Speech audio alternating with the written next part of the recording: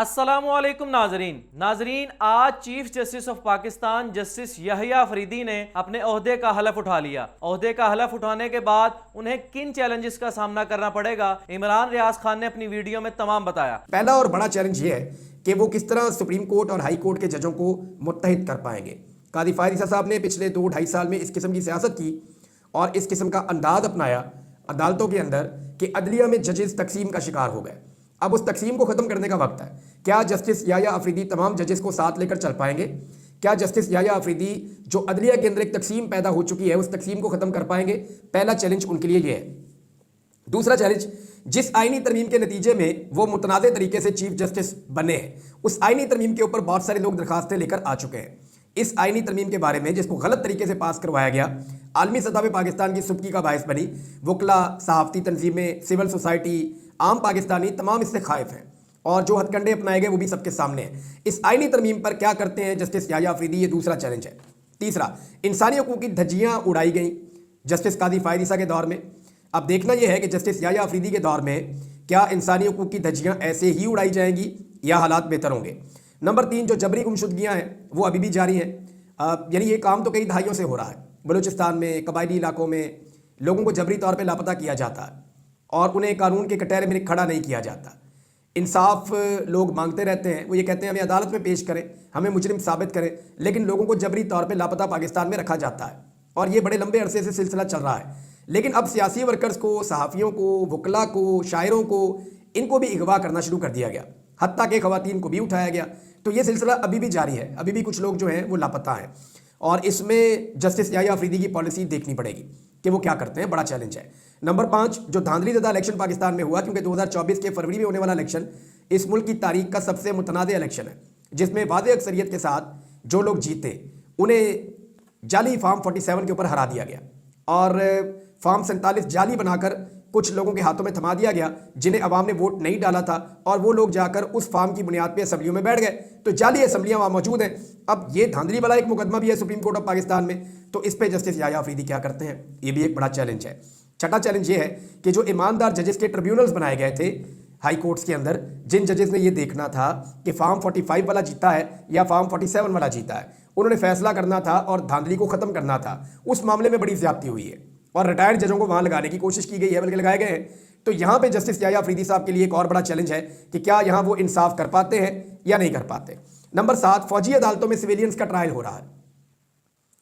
قاضی فائد عیسیٰ صاحب ماضی میں کہتے تھے کہ فوجی عدالتوں میں سویلینز کا ٹرائل نہیں ہو سکتا، لیکن جب وہ چیف جسٹس بنے اور پاکستان تحریک انصاف کے لوگ پکڑے گئے اور ان کا فوجی عدالتوں میں ٹرائل ہو رہا تھا، تو قاضی صاحب نے اس معاملے کو دبا دیا اور بڑے عرصے سے یہ کیس التوا کا شکار ہے۔ جسٹس یحییٰ افریدی کے لیے ایک اور بڑا چیلنج یہ ہوگا کہ اگر وہ اسٹیبلشمنٹ کی لائن نہیں لے رہے تو پھر انہیں فوجی عدالتوں میں سویلین کے ٹرائل والا جو معاملہ ہے اس کے اوپر بھی ایک پوزیشن لینی پڑے گی، یہ بھی ان کے لیے ایک بڑا چیلنج ہے۔ نمبر 8، الیکشن کمیشن کی جو بدترین جانبداری ہے اور وہ مخصوص نشستیں سپریم کورٹ آف پاکستان کے فل کورٹ کے فیصلے کے مطابق پاکستان تحریک انصاف کو ابھی تک نہیں دے رہا، تو الیکشن کمیشن آف پاکستان سے فیصلے پر عمل درآمد کروانا بھی ایک بڑا چیلنج ہے نئے chief justice of Pakistan justice Yahya Afridi کے لیے۔ نمبر 9، 6 ججوں کا جو خط والا معاملہ ہے وہ کہاں جاتا ہے؟ 6 ججز نے کہا تھا کہ ہم بہت پریشان ہیں، ہمارے اوپر جو ہے وہ دباؤ ڈالا جا رہا ہے پاکستانی ایجنسیز کی طرف سے، ہماری اسپیس کو ہمیں ری گین کرنا ہے، اور ان ججز نے بڑا لمبا چوڑا ایک شکایتوں کا پورا پلندہ لکھا تھا۔ قاضی فائد عیسیٰ صاحب نے اس مسئلے کو دبا دیا تھا۔ دیکھنا یہ ہے کہ کیا جسٹس یحییٰ افریدی ان 6 ججز کو اور باقی عدلیہ کو اس کی اسپیس واپس لے کر دیتے ہیں اور اس معاملے پہ کوئی ایکشن لیتے ہیں یا نہیں لیتے۔ نمبر 10، شہید ارشد شریف والا معاملہ ہمارے لیے یہ سب سے اہم معاملات میں سے ایک ہے کہ اس معاملے پر جسٹس عمر طاہر بندیال انصاف نہیں دے سکے، اس پر جسٹس قاضی فائد عیسیٰ انصاف نہیں دے سکے، تو کیا اس پر جسٹس یحییٰ افریدی انصاف دے پائیں گے؟ ایک بڑا سوال ہے۔ نمبر 11، عمران خان اور پاکستان تحریک انصاف کو دیوار کے ساتھ لگانے کی ایک پالیسی ہے اور قاضی صاحب کا تو ایک ذاتی بغض دکھائی دیتا تھا، بلکہ انہیں سپریم کورٹ نے منع کیا تھا، پہلے سے منع کر رکھا تھا کہ آپ نے عمران خان کا یا پی ٹی آئی کا کیس نہیں سننا، لیکن وہ ڈیلیبریٹلی تمام کیسز سنتے تھے، ان کے بینچز اس طرح بناتے تھے ताकि पाकिस्तान तहरीक इंसाफ को नुकसान हो, तो देखना है कि वो पॉलिसी जारी रहती है या जस्टिस याह्या अफरीदी साहब इंसाफ की फराहमी शुरू करते हैं। अमेरिका में मुकीम सीनियर सहाफ़ी मोईद पीरज़ादा ने तज्ज़िया करते हुए अपनी यूट्यूब वीडियो में बताया कि चीफ जस्टिस बनने के बाद जस्टिस याह्या अफरीदी का झुकाव किस तरफ होगा। पाकिस्तान के नए चीफ जस्टिस जनाब जस्टिस याह्या अफरीदी की तरफ जो आज पाकिस्तान के चीफ जस्टिस ऑफ पाकिस्तान की हैसियत से हलफ उठा रहे हैं, और एक रात पहले जो फुल कोर्ट रेफरेंस था तो वहाँ से उन्होंने ये पैगाम भिजवाया जो आज पाकिस्तानी अखबारों की हेडलाइन है। मैं आपको दिखाने की कोशिश करता हूँ कि अब पाकिस्तान में रूल ऑफ लॉ का रूल होगा, यानी पहले पाकिस्तान में रूल ऑफ लॉ नहीं था, लेकिन अब जस्टिस अफरीदी आ गए हैं तो रूल ऑफ लॉ होगा। और बास जो वीलॉगर्स अच्छे हैं उन्होंने कम से कम ये नशर भी कर दिया है कि उन्होंने ये मैसेज भिजवाया है इस्टेब्लिशमेंट को कि मैं काजी फाइज ईसा नहीं होऊंगा, मैं बड़ा मजबूत होऊंगा। हालांकि बनाया उनको इस्टेब्लिशमेंट नहीं है, तो वो इस्टेब्लिशमेंट को भला ये पैगाम जो है वो कैसे भेज सकते हैं। हकीकत क्या है? हकीकत यह है कि जस्टिस याह्या अफरीदी बदकिस्मती से एक फॉस्टियन बार्गेन करके यहाँ पहुँचे हैं chief justice. फॉस्टियन bargain German literature की एक टर्म है जो अंग्रेजी अदब में कोट की जाती है। उसका मतलब होता है कि जब अपनी सोल का, अपनी रूह का आप सौदा करते हैं मटेरियल बेनिफिट्स के लिए, उसे फॉस्टियन बार्गेन कहा जाता है। जब आप फॉस्टियन बार्गेन करते हैं, यहाँ पर अफरीदी साहब मेरिट पे हैं ही नहीं, यहाँ पर मेरिट पे तो थे मंसूर अली शाह। मंसूर अली शाह के वो कुलीग भी थे। तो आप इस अंदाज़ा लगाएं कि इस पोजीशन तक पहुँचने के लिए जस्टिस याह्या अफरीदी जो हैं उन्होंने किस किस्म का बार्गेन किया है, कैसे उन्होंने अपनी सेल्फ रिस्पेक्ट को, पाकिस्तान की जुडिशरी के जो मुसल्लमा एक्सेप्टेड प्रिंसिपल्स थे उनको उन्होंने वायलेट किया है, बार एसोसिएशन की तवक्कुआत को उन्होंने वायलेट किया है। तो उन्होंने एक फॉस्टियन बार्गेन किया है। जब आप फॉस्टियन बार्गेन करके कोई पोजीशन लेते हैं तो आप जहनी तौर पे, नफ्सियाती तौर पे, रूहानी तौर पे बहुत ज़्यादा कमज़ोर हो चुके होते हैं। तो इस वक्त जस्टिस याह्या अफरीदी एक बहुत कमज़ोर किस्म के शख्स हैं, और कमज़ोर इंसान जो होता है वो कभी भी मजबूत फैसले नहीं कर सकता। यही सूरत हाल काजी फाइज ईसा साहब की भी थी। उनकी जो एलिवेशन थी टू द बेंच, जब उनको डायरेक्टली चीफ जस्टिस बनाया गया बलोचिस्तान हाई कोर्ट का, तो वो उस वक्त नवाज शरीफ साहब ने उनको बनवाया था, क्योंकि इफ्तिखार चौधरी साहब जो हैं उनका फैसला था। इफ्तिखार चौधरी साहब और नवाज शरीफ साहब के दरमियान में एक बड़ा ताल्लुक था। उसकी वो तो पहली जगह थी। उसके बाद आपने देखा उन्होंने हुदैबिया का फैसला जिस तरह से किया, वहाँ से आपने देखा कि उन्होंने इसको रिटर्न किया उनके फेवर को। फिर उसके बाद दूसरा बड़ा बार्गेन उस वक्त हुआ जब काजी फाइज ईसा साहब अपने लंदन के फ्लैट्स की वजह से फंस गए। केस उनके खिलाफ बहुत ही मजबूत था, कहने को उनके पास कुछ भी नहीं था, जवाब ही नहीं था उनके पास, टेक्निकल बुनियादों पर लड़ रहे थे। उस मौके पर नवाज शरीफ साहब ने कहते हैं कि बहुत खर्चा किया, bar association, Pakistan bar council, supreme court bar association और वकला की तहरीकें, बहुत खर्चा किया नवाज शरीफ साहब ने। नवाज शरीफ साहब ने हर वो कारनामा किया जो इमरान खान साहब को पता भी नहीं है कि करना होता है पॉलिटिक्स के अंदर। और यूं उन्होंने काजी फाइज ईसा साहब को एस्टैब्लिशमेंट के चुंगे से, हालांकि एस्टैब्लिशमेंट बड़ी डिटरमिन्ड थी कि काजी फाइज ईसा साहब को जो है फारिग करना है, उनको चीफ जस्टिस नहीं बनने देना, लेकिन एस्टैब्लिशमेंट का रास्ता नवाज शरीफ साहब ने सक्सेसफुली रोका।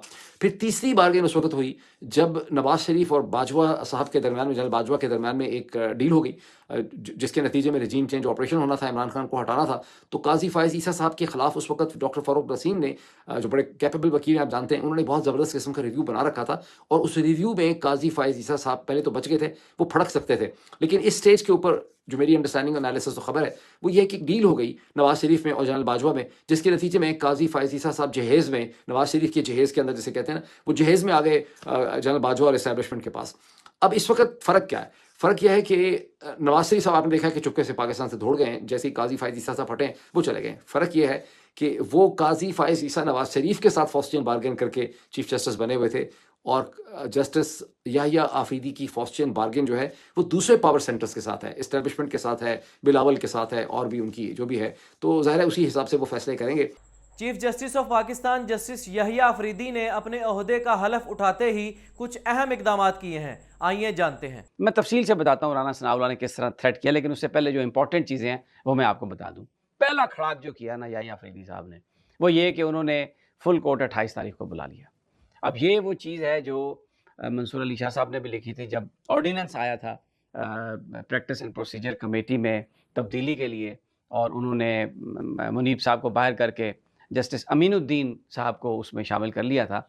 और अमीनुद्दीन साहब का जो टिल्ड था वो था उनके तरफ, जनाब काजी फाइज ईसा साहब की तरफ। तो उस वक्त एक बात हुई थी कि प्रैक्टिस एंड प्रोसीजर कमेटी बनाई इसलिए गई थी कि एक फ़र्द वाहिद यानी चीफ जस्टिस के पास इख्तियारात ना हो। लेकिन उसके बाद अब हुकूमत ने जब ये देखा कि जो प्रोसीजर कमेटी है उनकी मर्ज़ी के मुताबिक काम नहीं कर रही, और काजी फाइज ईसा साहब ने भी देखा कि मैं टूथलेस हो गया हूँ, तो उन्होंने कान इधर से बजाय इधर से पकड़ने की कोशिश की, और ये इख्तियार ले लिया कि सीनियर मोस्ट जो जज होंगे चीफ जस्टिस के बाद वो मेंबर होंगे, और फिर एक जिसको मर्ज़ी वो अपना मेंबर बना लें। तो उन्होंने अमीनुद्दीन साहब को बनाया, मुनीब साहब को निकाल दिया। मंसूर शाह साहब ने इस पर एहतजाज भी किया, लेटर भी लिखा, और फिर वो जो इस कमेटी ने बेंच बनाए उन बेंचेस में वो शरीक भी नहीं हुए। कोई भी जज जो है وہ ان بینچز میں شریک نہیں ہوا. تو اب جسٹس یحییٰ افریدی نے سب سے پہلے تو وہ جو پریکٹس اینڈ پروسیجر کمیٹی ہے نا اس کا پوسٹ مارٹم کیا ہے اور اس میں انہوں نے جسٹس منیب صاحب کو شامل کیا اور امین الدین صاحب سے کہا کہ آپ جائیے ادھر مالش والش کریں, آپ ہو سکتا ہے آپ کو کسی بینچ کا سربراہ بنا دیا جائے, وہ بھی ابھی دیکھنا ہے کہ کیا ہوتا ہے. اور ایک تو پریکٹس اینڈ پروسیجر کمیٹی میں کھڑا کیا انہوں نے, دوسرا فل کورٹ میں نے جیسے پہلے کہا بلا لیا. اب اس فل کورٹ میں تمام چیزیں طے ہو جائیں گی, فیصلے ہو جائیں گے سپریم کورٹ کو کیسے فنکشن کرنا ہے. ناظرین, آج جسٹس یحییٰ افریدی کی تقریب حلف برداری میں وزیر اعلیٰ کے پی کے علی امین گنڈا پور نے شرکت کی. منصور علی خان نے ان پر تنقید کی, آئیے جانتے ہیں. اس تقریب میں شرکت کرنے کے جو ویژول تھے, اچھا بڑی انٹرسٹنگ بات یہ ہے کہ جو فرنٹ رو تھی, فرنٹ رو میں یہ ججز حضرات وہاں پہ بیٹھے ہوئے تھے اور ساتھ ہی جو ہے وہ وہاں پہ عطاء اللہ تارڑ صاحب بھی وہاں پہ موجود تھے. مریم نواز صاحبہ آل دا وے لاہور سے گئی تھیں, مریم اورنگزیب صاحبہ ان کے ساتھ موجود تھیں, اور 2 یا 3 کرسیاں چھوڑ کے سرفراز بگٹی صاحب کے بالکل ساتھ علی امین گنڈا پور صاحب بھی وہاں پہ موجود تھے. تو میں نے ان کو جیسے ہی دیکھا, گنڈا پور صاحب کو میں نے دیکھا, میں کہ یہ کیا کر رہے ہیں یہاں پہ, یہ کس طرح آ گئے یہاں پہ. اور بھی انہوں نے تو 3 دن پہلے ابھی اناؤنس کیا تھا کہ ہم 26ویں آئینی ترمیم کی مخالفت کریں گے, پورا پاکستان بند کرنا تھا. تو میں تقریب کو نا غور سے بیٹھ کے دیکھنا شروع ہو گیا. میں نے کہا لو جی, گنڈا پور صاحب یہاں پہ آ گئے ہیں, آرمی چیف بھی بیٹھے ہوئے ہیں, نئے چیف جسٹس بھی بیٹھے ہوئے ہیں, پرانے چیف جسٹس بھی بیٹھے ہوئے ہیں. گنڈا پور صاحب اس تقریب کے حلف برداری کے دوران اٹھ کے جو ہے نا وہ کہیں گے کسی کا باپ بھی اس کو چیف جسٹس نہیں بنا سکتا. ان کی جو فیوریٹ لائن ہے کہ کسی کا باپ بھی یہ نہیں کر سکتا, کسی کا باپ بھی وہ کر سکتا. میں اگر لو جناب گنڈا پور صاحب جو ہے وہ آج یہ لائن بولیں گے, سب کے سامنے بولیں گے, وہ ان کو بھی کہیں گے کہ کسی کا باپ جو ہے وہ تمہیں چیف جسٹس نہیں مانتا, ٹھیک ہے, کیونکہ آپ تو 26ویں آئینی ترمیم کے ذریعے آئے ہیں اور 26ویں آئینی ترمیم کو تو ہم مانتے نہیں ہیں. تو یہ تو ہر صورت بولیں گے. اور ساتھ ہی ساتھ وہاں پہ آرمی چیف بھی بیٹھے ہوئے تھے, وہاں پہ army chief general Asim Munir بھی بیٹھے ہوئے تھے. تو گنڈا پور صاحب تو آج ہر صورت عمران خان صاحب کے لیے نعرہ بلند کرتے ہوئے جنرل عاصم منیر کو بھی کہیں گے یہ آپ کی وجہ سے سب کچھ ہوا ہے. میں اگر لو جی آج آپ دیکھیے گا کیسا دھمال ہوتا ہے.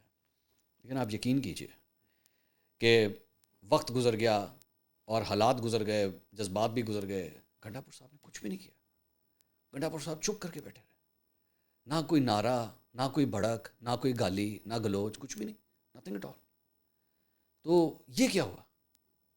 آپ نے تو پیر والے دن اتوار کو وہ آئینی ترمیم منظور ہوئی ہے, ابھی یہ جو اتوار گزرا ہے, اور 5 دن پہلے میرے بھائی آپ نے اعلان کیا تھا کہ میں تو آپ کی سوچ سے باہر, آپ دیکھیے گا میں کیا کرتا ہوں.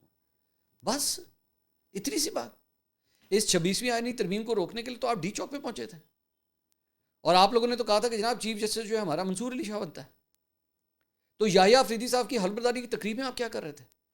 آپ کا تو جانا ہی نہیں بنتا تھا کسی صورت. سینئر صحافی ارشاد بھٹی نے اپنی یوٹیوب ویڈیو میں انکشاف کیا کہ جنرل فیض حمید کا ٹرائل ابھی تک شروع نہیں ہو سکا.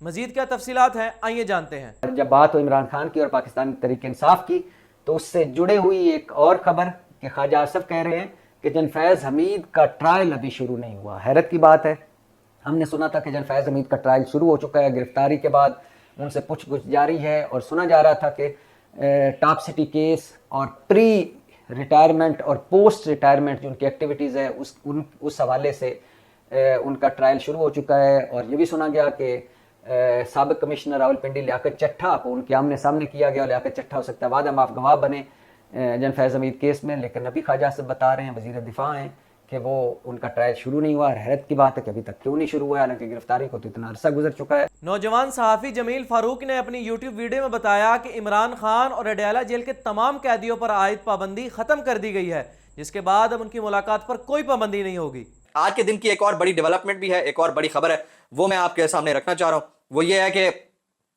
جناب من حالات جو ہے وہ جیسے بھی ہوں, ان ساری سچویشن کے اندر اب عمران خان صاحب سمیت تمام جو قیدی ہیں اس وقت اڈیالہ جیل کے اندر, ان کی ملاقاتوں کے اوپر پابندی ختم ہو گئی ہے. تمام تر پولیٹیکل لائرز اور پھر جو روٹین ملاقاتیں ہیں وہ ملاقاتیں روٹین کے اوپر ہوا کریں گی. اڈیالہ جیل میں قیدیوں سے ملاقاتوں پر پابندی ختم کر دی گئی ہے. 4 سے 25 اکتوبر تک ملاقاتوں پر پابندی رہی. عمران خان سمیت تمام قیدیوں کی اب معمول کی ملاقاتیں ہو سکیں گی. جی ناظرین, یہ تھی آج کی یوٹیوب پولیٹکس کمیونٹی کی تمام اپڈیٹس. ان کی ویڈیوز کے مکمل لنک نیچے پرووائڈ کر دیے گئے ہیں. مزید اپڈیٹس کے لیے چینل کو سبسکرائب کریں.